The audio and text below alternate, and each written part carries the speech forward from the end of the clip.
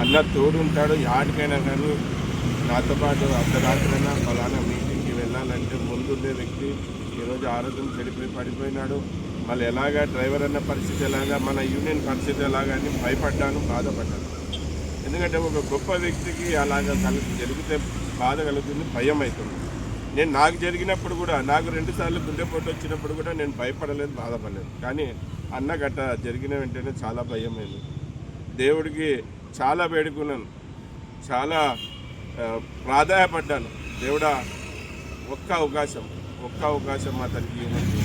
అతను చేసిన సేవలకి, అతను చేసిన మంచి పనులకి గుర్తించి అతనికి ఎటువంటి హాని జరగకుండా తిరిగి మన అందరి ముందుకు రావాలని వేడుకున్నాను.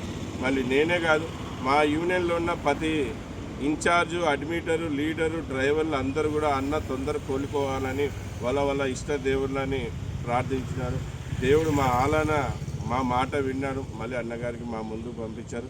ఇలాగే అన్న ఎంతో ఆరోగ్యంగా ఉండాలని, ఇంకా అతని రాబోయే రోజుల్లో ఇంకా డ్రైవర్ అన్నల కోసం గట్టి పోరాటం ఇవ్వాలని, ఎన్నో మంచి కార్యక్రమాలు చేయాలని, అలాగే ఎప్పుడు ఏ విధంగా మా సంఘానికి పెద్ద దిక్కుగా ఉన్నారో అలాగే పెద్ద దిక్కుగా ఉండి సంఘాన్ని ముందుకు తీసుకుంటూ అతను వంతు సాయం సపోర్ట్ చేయాలని కోరుకుంటున్నాను. మళ్ళీ మరొకసారి మీ అందరి తరఫున దేవుడికి కృతజ్ఞతలు, ధన్యవాదాలు. నమస్తే. జై హింద్, జై డ్రైవర్, జై డ్రైవర్.